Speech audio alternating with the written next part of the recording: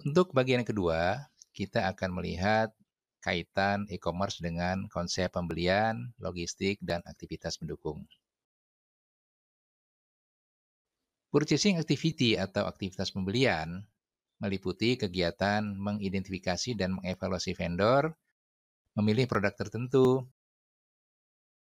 menempatkan pesanan, dan menyelesaikan setiap masalah yang timbul setelah menerima barang pesanan atau jasa. Masalah ini mungkin termasuk keterlambatan pengiriman, jumlah yang salah, item yang salah, ataupun barang cacat. Dengan memantau semua elemen yang relevan dari transaksi pembelian, manajer pembelian dapat memainkan peran penting dalam menjaga dan meningkatkan kualitas produk dan mengurangi biaya. Departemen pembelian di sebagian besar perusahaan secara tradisional bertanggung jawab pada kegiatan membeli semua komponen ini dengan harga serendah mungkin. Biasanya, staf pembelian ini melakukan dengan cara mengidentifikasi vendor yang memenuhi syarat dan meminta mereka untuk mengirimkan penawaran, serta menggambarkan apa yang mereka akan pasok dan berapa harga penawaran diajukan. Staf pembelian kemudian akan memilih penawaran terendah yang masih memenuhi standar kualitas untuk komponen tersebut. Proses penawaran ini dilaksanakan di lingkungan yang sangat kompetitif dengan sejumlah pemasok. Banyak manajer menyebut fungsi ini procurement atau pengadaan sebagai ganti istilah purchasing atau pembelian untuk membedakan rentang tanggung jawab yang lebih luas. Fungsi procurement mencakup semua aktivitas pembelian, ditambah pemantauan semua elemen transaksi pembelian. Ini juga termasuk mengelola dan mengembangkan hubungan dengan pemasok utama. Istilah lain yang digunakan untuk menggambarkan kegiatan procurement adalah manajemen persediaan.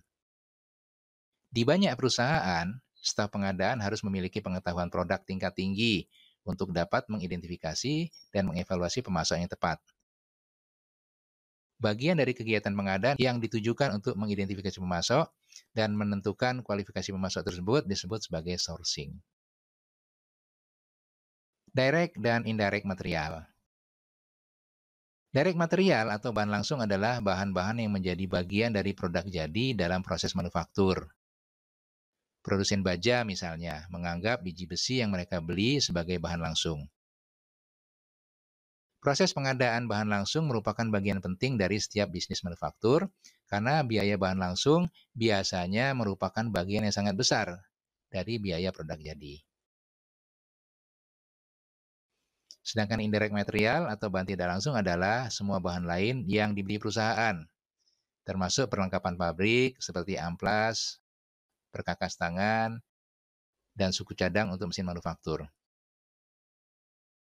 Karena adanya perbedaan fungsi, banyak perusahaan membedakan bagian pembelian ini untuk direct material dengan indirect material. Selanjutnya adalah aktivitas logistik. Tujuan klasik dari logistik adalah untuk menyediakan barang yang tepat, dalam jumlah yang tepat, di tempat yang tepat, pada waktu yang tepat.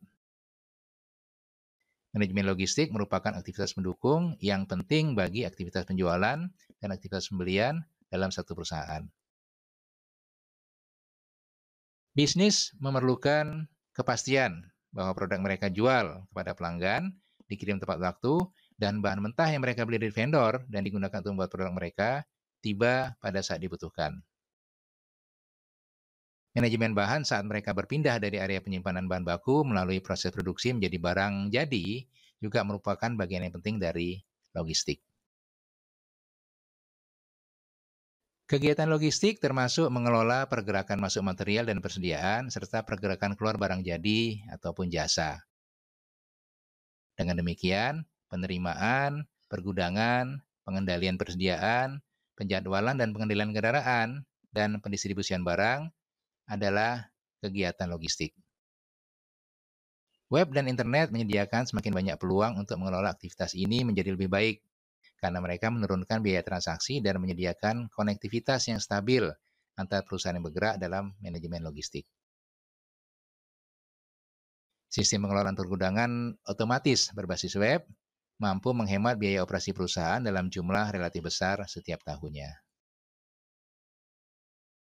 Terakhir adalah support activity atau aktivitas mendukung.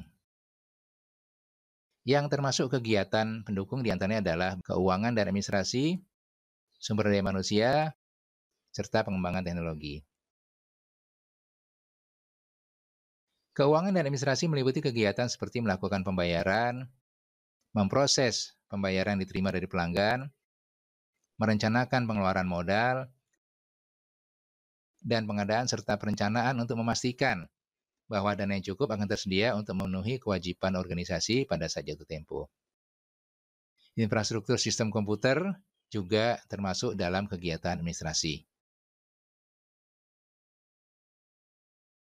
Kegiatan sumber daya manusia termasuk perekrutan, pelatihan, dan evaluasi karyawan, mengelola manfaat, dan mematuhi peraturan pencatatan pemerintah.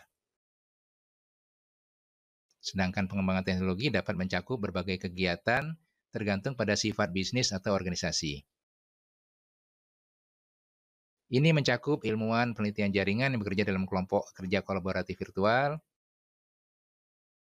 memposting hasil penelitian, menerbitkan makalah secara online, dan menyediakan koneksi keluar dalam layanan penelitian dan pengembangan.